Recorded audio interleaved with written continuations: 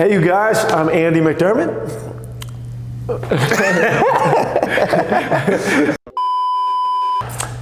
Hi, guys, I'm Andy McDermott. And I'm Tre Demps. And we are here at Intentional Sports. This is the Game Changers Podcast.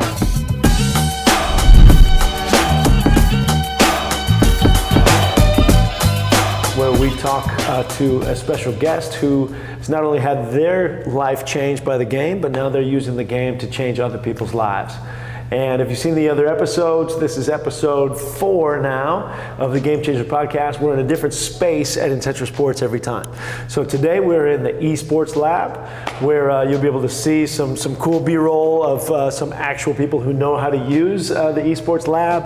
But this is in partnership with Riot Games, who makes the game League of Legends and Valorant.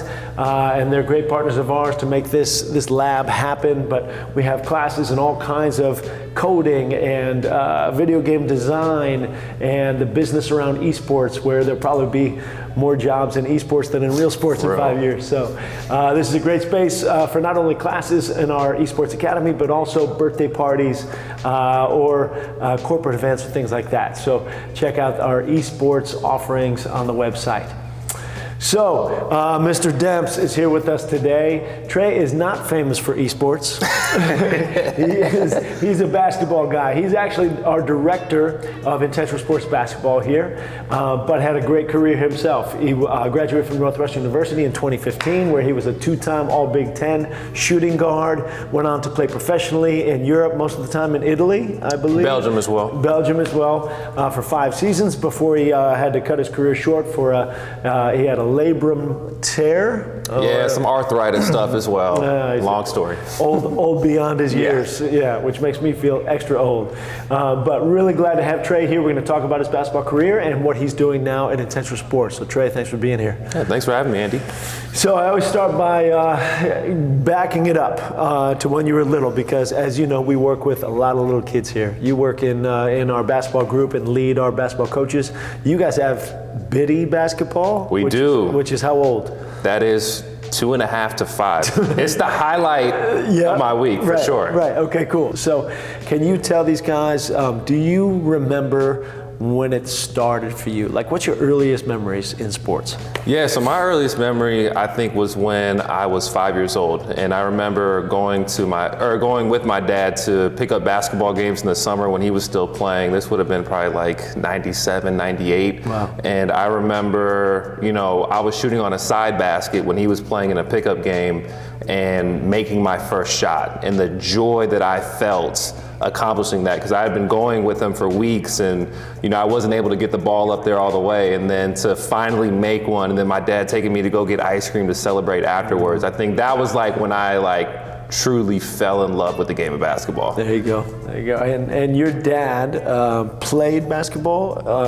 What was his playing career? I knew he's been working in the game, sure. But tell folks about your father. Yeah, so he played at the University of Pacific, grew up in the Bay Area where I grew up as well. Played in the NBA for 3 seasons with the Spurs, Magic, and Warriors.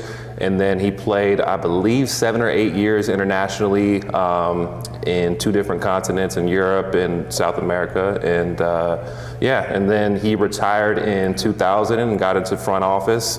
Started working for the Spurs and the Knicks, then back to the Spurs, and then with the Pelicans as a GM, and now he's with the Timberwolves.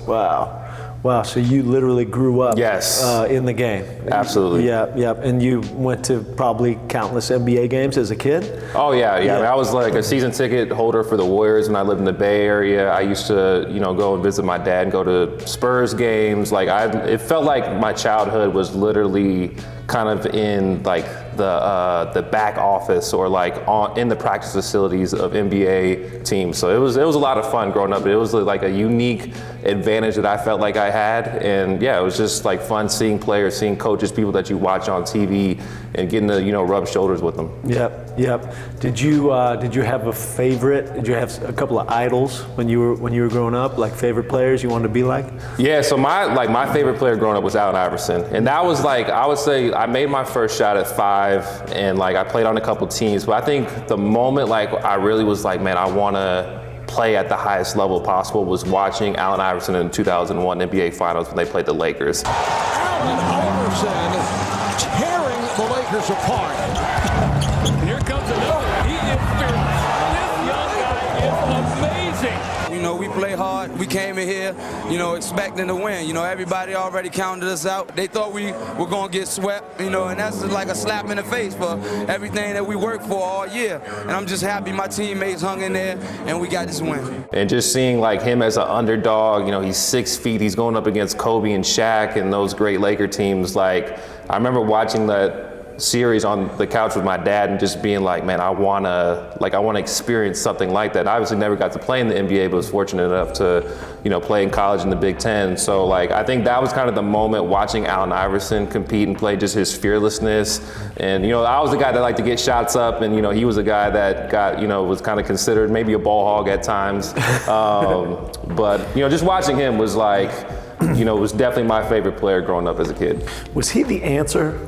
He was the answer. He's one of the best nicknames of all time, I think. Yeah, and the funny story, so I had a spelling test in 3rd grade, and I had the shoe, and I could not spell answer. And so I wore those shoes that day. Don't tell my 3rd grade teacher. And I like looked up my shoe and was like, okay, That's not cheating. That's just just be resourceful. Exactly. Resourceful. The answer. What was the question? It was just like a spelling test. Like No, but he was the answer. Oh, what was the question? The question was like, who's next, or like, who's going to be the best? Or that's a good question. I don't know. He just was the answer. Maybe somebody out there knows. Was there a question? They could put it in the comments of this podcast. Yeah, for sure. They can teach us. Okay, so growing up, it was just basketball. Like that was it for you. Was any other sports, or because you were in a basketball family, like that was life? Yeah, I tried football. I tried baseball. I did baseball at elementary school. I was a catcher. You know, I was actually pretty good at it, but there was just too much standing around for me personally. I like to be active, and then football, I didn't like to get hit, and so that got cut short really quick. I played 2 seasons of football in California, and you know, after that, I think that was in 8th grade. Like 8th grade, I was like, I want to zero in on basketball, and that's kind of what I want to focus on. And then, so 8th grade, you focused in on basketball. Was there kind of a moment? I mean, you always get better as a kid, but was there a moment when you had a conversation with someone, or you had a big game where you thought this could be something that I'd do maybe at the next level? I think it was my freshman year of high school. So I went to Concord High School in California my freshman year, and I think I played varsity at Concord High, and you know, we had a really good season, made the playoffs for the first time in like 25 years.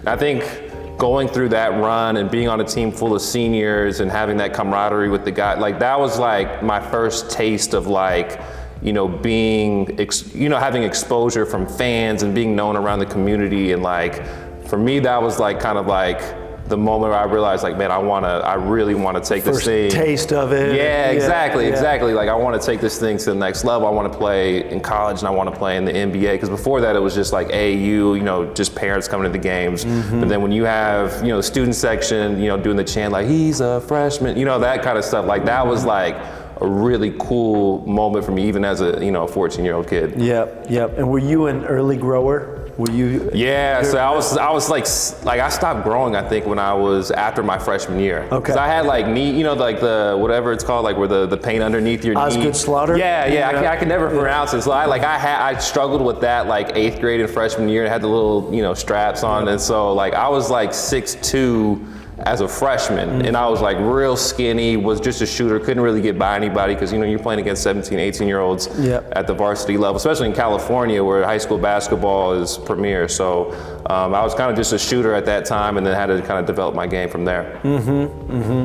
And you know, our mission here in Intentional Sports, we'll get to that at the end, but you know, we try to use the game to teach lessons for kids. And what benefit do you remember, like, you know, how does sports help you as a kid besides just winning games and stuff? Do you remember, you know, learning any lessons, or good or bad, some tough lessons or anything? Yeah, for sure. I think just like, even like having a realization of like where you are placement wise in the team. Like, are you like, because even as a kid, like, all right, I'm the best guy on the team. Like, if you're the best guy, there's a level of humility, there's a level of responsibility that comes with that. But then, when I get to high school, I'm like this little freshman, and like you have to learn the lessons of like, fitting in and making sure that, some of the older guys like you. So like, I felt like my experience in basketball, I learned so many like life lessons as it pertained to like just kind of understanding how to be liked, to be accepted,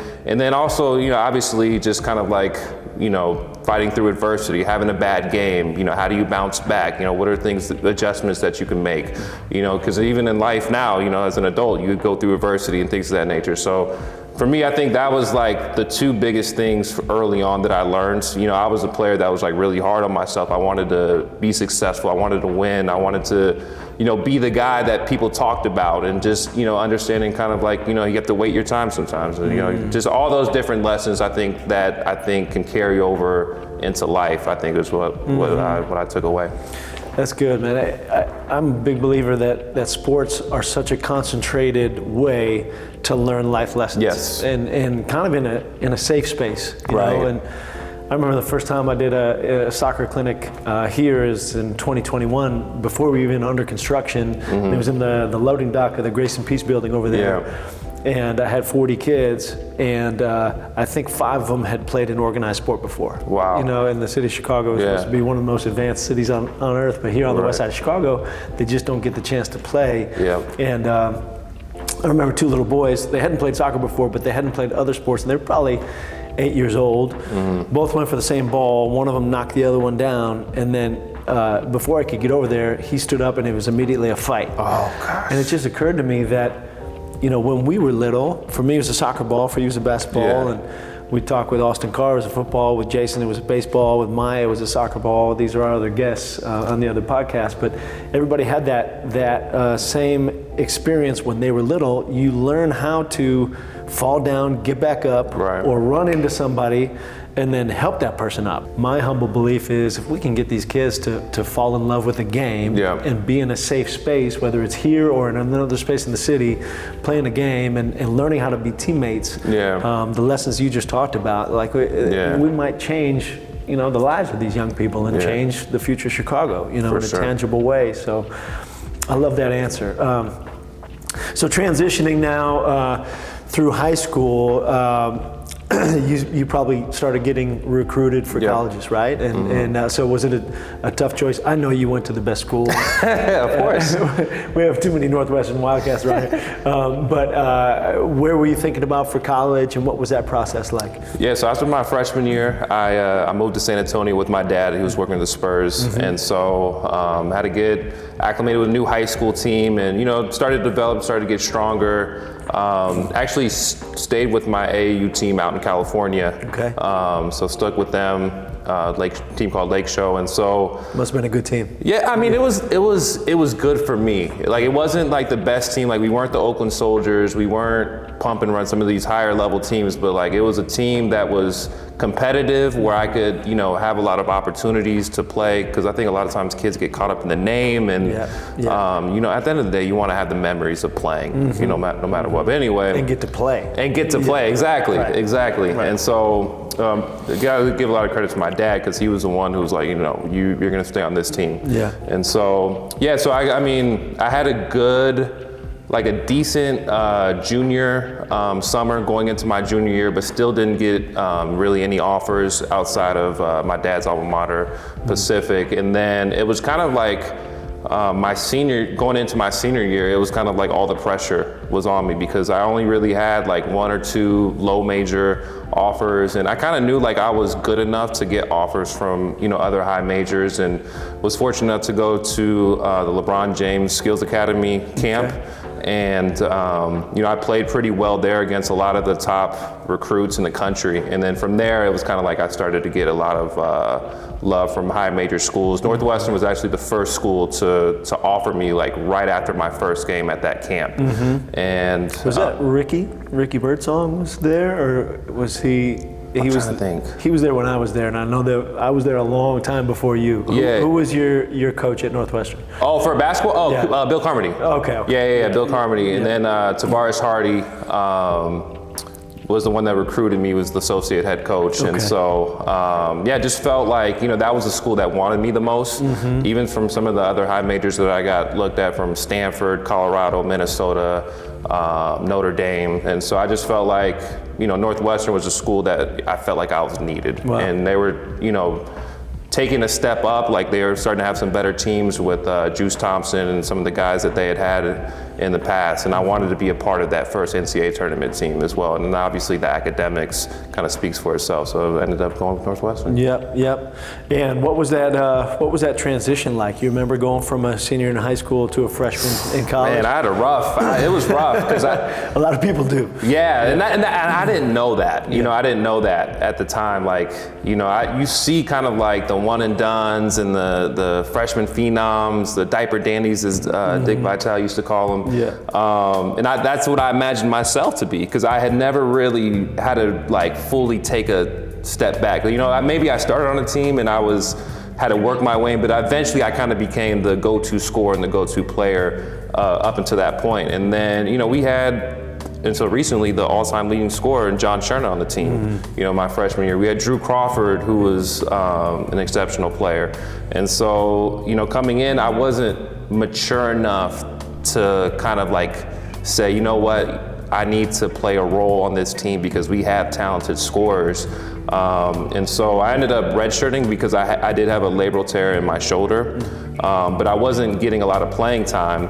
And it was kind of fortunate that I was able to get that year redshirted, because I probably wouldn't have played on that team. I tried to play the first 8 games, ended up redshirting, and then coming back for my redshirt freshman year the next season. So yeah, it was kind of a tough start and had to work my way throughout my career, but was fortunate enough to get some minutes my redshirt freshman year, and then we had a coaching change with Coach Collins, who's still there today, come in, and that kind of fit more my style. With Coach Carmody, was a great offensive mind. He was Princeton, a lot of cutting. I like to have the ball in my hands a little bit more, and Coach Collins kind of ran a more pro-style offense that kind of fit my style of play, so I was fortunate enough to have a pretty good career. And you remember as a redshirt freshman, I guess that's the benefit of redshirting, is you get a year under your belt of, I don't know how you felt, but when I arrived at Northwestern, I was, I think, 5'11", 139 pounds. Right. Just got my butt kicked all over the field, So when all of a sudden you're playing against grown men. Right. Do you remember struggling in any games, playing against somebody, guarding somebody really good, really tough? Oof. Did you get beat up at all? That's a good question. I think the guy that, like, my redshirt freshman year that was the toughest cover was Trey Burke. And he was, one of the all-time great college. Where was he? Michigan. Okay. Michigan. Didn't have a great NBA career, was kind of undersized, but just like, he was such a tough cover because he was quick, he could shoot it, and in the offense they ran, he was just able to pick apart pick and roll coverages, and like you just felt like you felt helpless defensively, and I usually had to cover him, as a guard. So like that was probably for me the toughest cover was probably Trey Burke, my redshirt freshman year. Yeah. And did you love kind of the grind? Are you a practice workout guy? Yeah. So you enjoy the. They said I practiced too much, and looking back, I probably did. I probably was in the gym too much to where I didn't have enough like energy for like practices and games. Overtraining. Yeah. And I think that's something that's kind of prevalent today that probably doesn't get talked about enough. Is like. So many of these kids now have like trainers and do all this like advanced stuff, where it's like the best place to learn is just playing against other people that are better than you or the same level as you, because then you get to learn about yourself. Yeah. And so not that trainers are bad or anything like that, but like I think for me, like if I had one thing that I would have changed, I probably would have maybe spent a little bit less time, been a little bit more efficient, and then just like got out like just the value of playing against other players. You don't need a ton in the basketball world to become a good player. Yeah. And I see it in the soccer world too. Yeah. It's just, it has become hyper serious, and it almost feels like a job. Yes. And these are for like 10, 12-year-old kids, Right. you know? Right. And I just see, unfortunately, there's this pyramid in youth soccer where at 5, 6 years old, we have, I don't know, 2-3 million players. Yeah. But then at 12, 13, 14, they just start walking away from the game. Right, Because burnt it's out. not, it's not fun anymore Right. for them. And it's just so serious. And there's just something to the value of play, right? We talk about it here and in Touch with Sports all the time. It's like to give a kid the chance to just play. Yeah. And grown-ups too, put our stupid phones down and just play and laugh and breathe hard and Right. sweat and it's just something therapeutic, mentally and emotionally about that release too. 100%. And I love that. I think you learn so much more when you're enjoying what you're doing. 100%. There's always a place for grinding and working hard, Right. and the weight room and everything. But if you're not having any fun, you're not enjoying what you're doing, then eventually you're gonna be like, why am I doing this? Exactly. You know? 100%. Yeah. 100%. 'Cause we're not all gonna be LeBron James. Exactly. Right? And you look at LeBron, it's like you see like footage of him like laughing and joking pre-game. Steph Curry doing like they're loosening up before they have to go into this intense competition. It's like even the best, have moments where they're just being kids again, and they're grown men with millions of dollars, and so it's just like something we can learn from that for sure. No, that's great because it relaxes you. It relaxes, exactly. Yeah. And then, okay, so moving into professional basketball, that transition, did you go straight to Europe after your senior year, or what did that look like, and what was that transition like? Yeah, so I graduated, knew that I probably didn't have a great chance of going to play in the NBA, and so kind of had to make that decision, like, do I want to take the G League route, which is minor leagues for basketball, or to go overseas. And so I was fortunate enough to be able to play summer league with the Chicago Bulls. Okay. But at that time, they had like 6 or 7 like roster guys on the summer league team, which is rare, and we ended up winning the championship. So I'm an NBA champion, by the way. I have a 2016 NBA summer league champion. There you go. There. Yep. But we had Spencer Dinwiddie, we had Bobby Portis, we had Denzel Valentine. So I actually didn't get any playing time. Wow. So I went out, I did the mini camp for a week with the Bulls here in Chicago, and then we went out to Vegas, and we went on this run, went undefeated, and so there was no time for me to play. And so actually while I was in Vegas, I worked with my agent and got me a deal in Belgium. I actually met with a coach who was in Vegas, the Belgian coach, and so sat down, had a meeting with him in Vegas during summer league, and ended up playing with that team for 2 years. And it was honestly, playing overseas was like the best 4.5, 5 years of my life. So. Wow. Why? Man, just to get away and to be able to do what you love for a living, and to work 2.5, 3 hours per day, and then have that time, the rest of the time with your family, and to explore a new culture, to meet new people. It really just opened my eyes and diversified me as a person, just to see how other people live, to talk to just citizens within the city, who spoke English, and just to live a completely different life. And I think I love the pace of life too. It was a slower pace of life. People weren't in a rush. They weren't busy. You only did one thing. If you had an errand, you just did one errand per day. You didn't go do 4 different errands in a day. So it's just all that, it's something that I definitely value and cherish, that I will for the rest of my life. Mm-hmm. You mentioned family. Were you already married at that time? I was, yeah. So I got married before my 5th year. Okay. And so I was married my senior year, and then we had our daughter shortly after that, in March, and then we went out there in August. So she was, 4 or 5 months old. Wow. And so it's just our little beautiful family of us 3, going to this to go to Belgium. So. Yep, that's great. And now you have 2 little boys also? Yeah, I got 2 little boys too. Yeah. So, and I see them running around here. I know your daughter's a great athlete. Are the boys playing sports yet? Yeah, so my oldest son is in biddy ball that we talked about. Yeah, so he's, he tells everybody that he's a part of the intentional sports team. His favorite thing to do is to do the little 1, 2, 3, yes. So he'll just randomly in the house, he'll do that. And so just you see it from your kid, and you can only imagine what the other kids that are also part of that program, you know, what they're learning and what the experience that they're like, just the joy of it, you know, of like being a part of a class, something bigger than themselves. They understand and value that even at a young age. Yeah, yeah, that need for belonging. Yes. You know? Yeah. And so many kids, especially these days, especially in urban centers, grow up without ever feeling like they're part of something. Especially to get them in like younger too, like the value of having like first graders, kindergartners, to get them here and they could feel like they're a part of something bigger than themselves. Like even like there was a kid in our academy that was like, you know, in our academies, you know, it's not necessarily the team, it's just an introductory basketball class. You know, after the first day, he's like, Coach, where's my jersey? Where's my uniform? I was like, oh, we're gonna have teams in the future. You know, this is like our first month opening, and it's just like, the excitement that they had to be a part of something bigger than themselves is just like, it's so fun to see. That's huge. That's huge.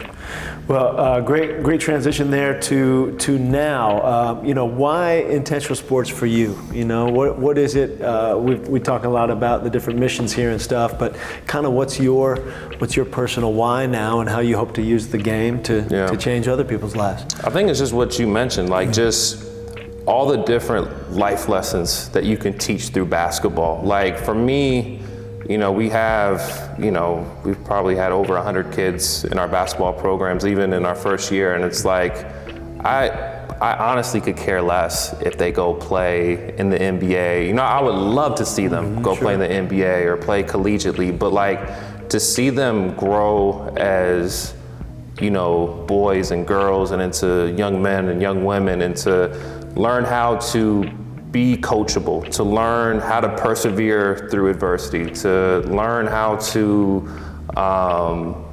work with somebody else, conflict management, all those different life lessons, and like to see them from day one of our programs to the end, you know, like to see that growth of them personally, and basketball being a means to that. I think that's what excites me at the end of the day. Because I mean, we could put together the best basketball drills in the world, but you know, nobody is guaranteed to have the athletic capacity to be a big time star in the future. But it's like the personal development in it can be guaranteed if they are taught right and they take advantage of the opportunity. And like to see that is what excites me the most. Is just like that you can personally help develop a young person's life. Absolutely. Well, Tre's doing a fantastic job with our basketball program, not just our grassroots academies and a couple travel basketball teams. We've got travel basketball tryouts coming up where we're going to add to that group. Yep. But we have some great partners in the basketball world who come and play with us too here and serve kids here. Yep. Talk about some of those partners. Who have we had over the last year and who we're talking to? Yeah, so I mean, we were fortunate enough to have Joakim Noah's One City Basketball League, part of Noah's Art Foundation, a nonprofit that Joakim Noah started.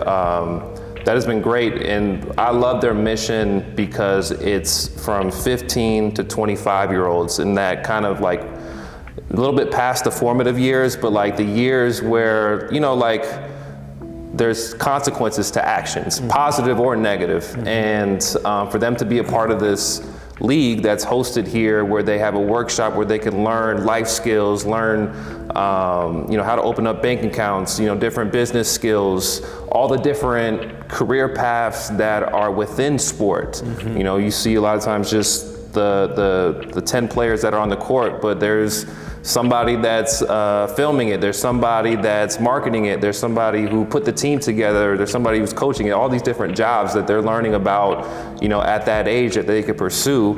And then for them to come on our courts and be able to play a 5-on-5 game is like so huge. And I'm super excited about that partnership, just because that's, you know, we're more of a youth, you know, we're serving youth, and they're kind of serving that next generation. And so I think that's one partnership. Peace Players as well is going to be coming this summer and kind of doing similar things. We're utilizing the game of basketball for character development, leadership skills, doing different workshops, you know, in our facility. You know, I think building up leaders, community leaders is huge. You know, people who can have a voice and can make a change in our community and learn that through the game of basketball is vitally important. So those are just to name a few. And we have, I mean, Tre's modest, but his basketball network is so huge. We've had the junior NBA here. We've had the Chicago Sky here. We just had someone from the Bulls this morning that we could do some programming with later this year. So for us, you know, we say yes when partners come here and want to use our space and serve our kids. We love to collaborate with all these different programs because there's 3,000 kids within walking distance of this place. You know, if they all showed up at once, we'd be in trouble. For sure. We can't serve all those kids by ourselves. So when there's great groups, even other nonprofits like Urban Initiatives and After School Matters, when they want to serve kids, we say absolutely, because they're already doing great stuff in the city. And we can use the help because all these kids deserve a chance to play. So now, like, that's a shout out to your humility as well. You know, being the founder of this place, to say, you know, we know that we can't serve every single kid, and to open up the doors for established organizations. So I just got to give you a shout out just for the humility that it takes to say that, you know, and to have other people here along with to partner alongside with our internal programs is huge. Well, no, that's easy, man. We know what we don't know. You know, I know how to maybe build a place like this. You know how to coach basketball. We know football. We know soccer. But there's already great humans serving kids in the city. We want them to come here and serve these kids too. So. All right, well, Tre, thanks so much for being here. This has been the Game Changers podcast, where we talk to awesome humans like Tre about how they are now using the game to change other people's lives. So we appreciate your time, brother. Appreciate you, Andy. And make sure you guys stay tuned for the next episode, and it really helps to subscribe and share these podcasts.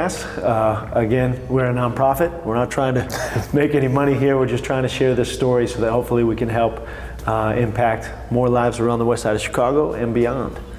So thanks, you guys. We'll see you next time.